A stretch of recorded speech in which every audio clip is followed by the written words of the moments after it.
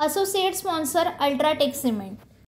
Chavan centre येथे पार पडत आहेत। स्वतः आपल्यासोबत प्रहार जनशक्ती पक्षाचे अध्यक्ष आमदार बच्चू कडू सोबत जोडले गेलेले आहेत। लोकसभेच्या निवडणुका झाल्यात, विधानसभेसाठी प्रत्येक पक्ष मोर्चेबांधणी करताना पाहायला तुमचा देखील पक्ष आता या सगळ्या रिंगणात उतरलेला आहे आणि तुम्ही आता राज्यस्तरीय बैठक बोलावली आहे। आगामी निवडणुकांच्या निमित्ताने काय तुमचं प्री प्लॅनिंग आहे? आम्ही आता 9 ऑगस्टला कार्यकर्त्याचं संमेलन होईल, अधिवेशन आहे आणि अधिवेशन झाल्यानंतर त्याच दिवशी संभाजीनगरच्या विभागीय कार्यालयावर आमचं एक आंदोलन आहे, मोर्चा आहे।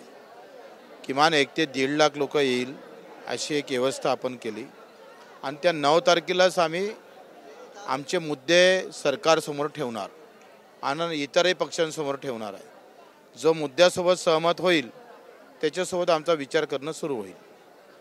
खरं तर या सगळ्या लोकसभेच्या निवडणुकीमध्ये महायुतीची पिछेहाट झालेली आपल्याला पाहायला मिळते। तुम्ही सुद्धा स्वतः महायुतीच्या उमेदवाराच्या विरोधात तुमचा उमेदवार जो आहे तो अमरावती लोकसभा विधानसभा लोकसभेमध्ये तुम्ही पाठवलेला होता।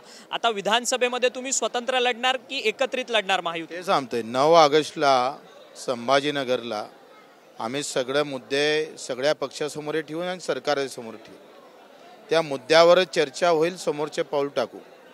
आमच्यासाठी पक्ष आणि जात आणि धर्म महत्त्वाचा नाही, मुद्दे महत्त्वाचे आहेत। पण ते कोणते मुद्दे आहेत नक्की महत्त्वाचे? कारण की तुम्ही दिव्यांग बंधू 9 तारखेला दिव्यांगासोबत शेतकरी असेल, मजूर असेल, मुंबईतल्या घराचा प्रश्न असेल, हे सगळे मुद्दे आता आम्ही 9 तारखेला समोर ठेवणार आहोत। 1 लाख लोकांसमोर हे सगळे मुद्दे आम्ही समोर त्यांच्यासमोर ठेवू आणि तेच मुद्दे सगळ्या पक्षासमोर ठेवू। त्या मुद्द्यासोबत जे संमती दाखवेल जो पक्ष किंवा जे सरकार समोर येईल त्याच्या समोर जाऊ, निर्णय घेऊ। परंतु तुम्ही महायुतीमध्ये खुश आहात का? ज्या पद्धतीने तुम्ही सातत्याने तुमच्या पदाधिकाऱ्यांची बैठका घेतायत, बोलताय, तुम्हाला एक वागणूक जी आहे महायुतीमध्ये ती भेटत नसल्यामुळे तुम्ही अस्वस्थ आहात का? नाही, आम्ही खुश असण्याचं काही कारण नाही। मला खुश व्हासाठी त्याची काय जिल्हा प्रमुखांना विनंती आहे की आपण स्टेजवरती यावं। मला असं वाटतंय खुश मला आम्ही राहण्यापेक्षा जनता खुश राहील कशी राहील याचा आम्ही विचार करतो। परंतु ज्या पद्धतीने महायुतीमध्ये सगळे जे घटक पक्ष आहेत, अर्थात सदाभाऊ खोत असतील, तुम्ही असतील, तिथे जनसुराज्य पक्ष असतील, या पक्षांना कुठेतरी महायुती अर्थात भाजप हा तुमच्या महायुतीमध्ये मोठा पक्ष आहे, तो तुम्हाला कुठेतरी सन्मानतेने वागणूक देत नाहीये का? ज्या पद्धतीने तुम्ही मला काही अपेक्षा नाही आहे कुणाकडून, आमचा सन्मानाची गरज नाही, आम्हाला पदाची गरज नाही। आमच्या मुद्द्यासंदर्भातच चर्चा होईल। सन्मान आणि काय म्हणतो त्याला पद हा काही आमचा विषय नाही। आमचे मुद्दे महत्त्वाचे, मुद्द्यावर जो विचार करण, मुद्द्यासाठी जो समोर येईल त्याच्यासाठी आम्ही विचार करू। नवनीत राणांचा पराभव झालेला आहे, तुम्ही दिनेश बुप तुमचा कार्यकर्ता या सगळ्या अमरावती लोकसभा मतदारसंघामध्ये उभा केलेला, परंतु आता नवनीत राणा यांची पुन्हा बॅकडोर एंट्रीसाठी धडपड कुठेतरी सुरू झाली असल्याचं आपल्याला पाहायला मिळते। ते आता थोड्याच वेळात देवेंद्र फडणवीस यांची सुद्धा भेट घेतात आहेत, त्यांना आमच्या शुभेच्छा आहे। परंतु ज्या पद्धतीने ही सगळी निवडणूक झाली, तुम्ही बळवंत वानखेडे जे काँग्रेसचे खासदार नवनिर्वाचित निवडून आले त्यांचा सुद्धा देखील तुम्ही सत्कार केलेला आहे, तुम्ही हे ठरवून केलेलं होतं का की नवनीत राणा यांना पाडलं? बळवंत वानखडे माझ्या जिल्हा मध्यवर्ती बँकेचा मी अध्यक्ष आहे, त्या बँकेचे ते संचालक आहे आणि जिल्हा मध्यवर्ती बँकेचे पहिले संचालक हे खासदार झाले, त्याचा सत्कार आम्ही केला। त्याच्यात वाईट काय केलं? परंतु ही बॅकडोर एंट्री जी नवनीत राणा सातत्याने ज्या काही भेटीगाठी घेतात चांगलं आहे ना, जिल्ह्यासाठी एक खासदार नवीन भेटन, आमदार भेटन, आमच्या शुभेच्छा आहे ना। पण हा संघर्ष अविरत सुरू राहणार का? म्हणजे प्रहार जनपक्ष आणि संघर्ष व्यक्तिगत स्वरूपात कधीच नाही, राहणार पण नाही।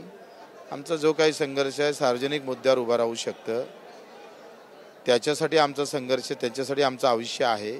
राहणार माझं काही धुऱ्याचं भांडण नाही आहे, पण काही गोष्टी ज्या खटकल्या, ज्या आमच्यासाठी आमच्या मान सन्मान अपमानासाठी त्या कारणीभूत ठरल्या, तो संघर्ष हा कायम राहील, याच्यातला काही विषय नाही।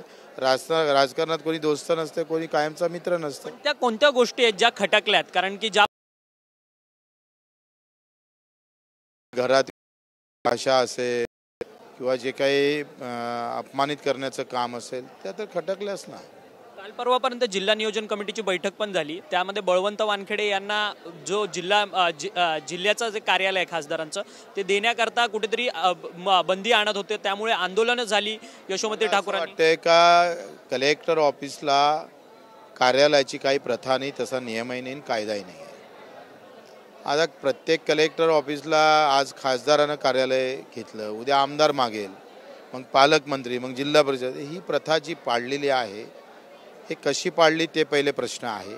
जर प्रथा नवनीत राणानं पाळली असेल तर ते बळवंताला द्यायला पाहिजे, हा सरळ आहे. नाहीतर ही अशा चुकीच्या ज्या प्रथा पाडल्या त्या बंद केल्या पाहिजे. राज्यात सध्या ड्रग्सचा धुमाकूळ खूप मोठ्या प्रमाणात वाढला आहे. पुण्यामध्ये राज्याचे उपमुख्यमंत्री अजित पवार हे पालकमंत्री आहेत, त्यांच्याच जिल्ह्यामध्ये सातत्याने ड्रग्सच्या घटना ज्या आहेत त्या समोर येताना पाहिल्या. ड्रग्सच्या मागचं कारण आहे तरुणाई आणि तरुणाईच्या मागचं कारण आहे बेरोजगारी. ड्रग आपल्याला दिसतं पण त्याच्या मागं का उभं राहतं, हे नैराश्य का आलं, तरुण व्यसनाकडे का चाललं, याचं चिंतन मंथन राज्यकर्त्याला करण्याची वेळ त्यांच्याकडे नाही आहे. आज 4 कोटी तरुण आहे, ते बेरोजगाराची संख्या सगळ्यात जास्त महाराष्ट्रात आहे. सगळ्यात जास्त बेरोजगार आत्महत्या करत आहे. एका इकडे परीक्षा दिली तर पेपर फुटतं आणि नाही फुटला तर निकाल लागत नाही, आणि निकाल लागला तर तो खरा मेहनत करणारा आहे त्याचा नंबर लागत नाही. प्रत्येकजण त्या यामध्ये जसं पेपर फुटीचा कायदा आम्ही मागितला होता का पेपर फुटीचा कायदा आला पाहिजे, जे काय दोषी असेल त्याला अंदर घालणे, त्याच्या फाशीपर्यंत शिक्षा झाली पाहिजे. आपण ह्या सगळ्या गोष्टी जर चिंतन मंथन केलं तर ह्या ड्रग पुरतं त्याला पाहणं आपण व्यवस्थित होणार नाही. तुम्ही लक्षात घ्या का ज्या जातीतले लोक नोकरीवर लागले त्या जातीतले त्या जातीतले त्याच्यातले 80% लोक हे गर्भश्रीमंत लागलेले आहे. त्याचा बाप मुख्याध्यापक होता, हा मास्तर लागला, त्याचा मास्तर होता, त्याचं पुट्ट क्लर्क लागलं. किती लोकांच्या घरात ही नोकरी गेली याचंही संशोधन झालं पाहिजे. परंतु या सगळ्या ड्रग्सच्या बाबतीत राज्याचे गृहमंत्री हे फोल ठरत नाही का? ज्या पद्धतीने सातत्याने एकावरती एक घटना होताना पाहायला मिळतात. पुणे पोरशे केस प्रकरण झालं, त्यानंतर पुण्यामधलं ड्रग्स प्रकरण. तुम्ही लक्षात घ्या, या देशामध्ये जे बंदी आहे ते चांगलं चालू आहे, जे खुला आहे ते कमी जातं. दूध खुला आहे त्याला भाव नाही, आणि गुटखा बंदी आहे त्याला भाव आहे. चाललंय कुठं? आता विधान परिषदेची निवडणूक आहे, तुमची 2 निर्णायक मतं आहेत, तुम्ही आणि राजकुमार पटेल जे तुमचे सहयोगी आमदार आहेत पक्षाचे, त्यांची मतं कोणाच्या पारड्यात जाणार, महायुती की महाविकास? पहिले सांगणार आहोत का दिव्यांगांना 6,000 रुपये महिना घरकुल योजना, हे जर विधान परिषदेच्या निवडणुकी अगोदर केलं तर मग मत मारू. काल खरीप हंगामाची बैठक झाली भाऊ. खरीप हंगामाची बैठक ही अधिवेशनाच्या 1 दिवसापूर्वी घेतली गेलेली आहे. खरं तर ती एप्रिलमध्ये होण्याची गरज होती, आचारसंहितेच्या कारणामुळे ती थांबली. परंतु निवडणुकीचा निकाल लागला, 3 आठवड्यानंतर ही संपूर्ण बैठक लागते. सरकार संवेदनशील आहे?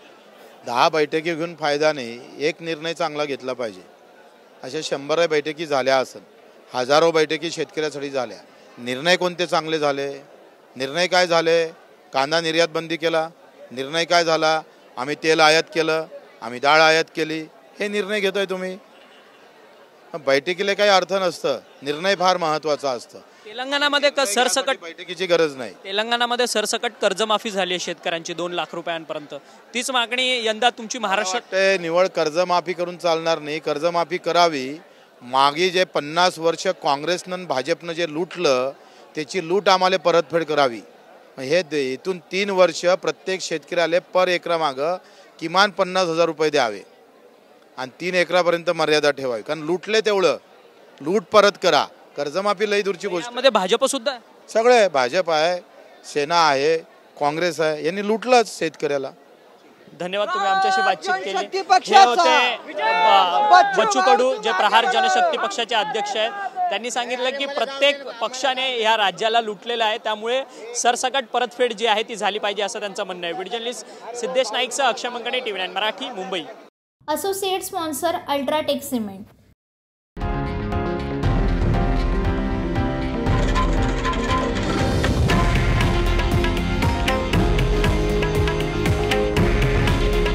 हे आहे देशातील नंबर 1 न्यूज नेटवर्क आणि आपण पाहत आहात TV9 मराठी. काळजी तुमची, हित महाराष्ट्राचं.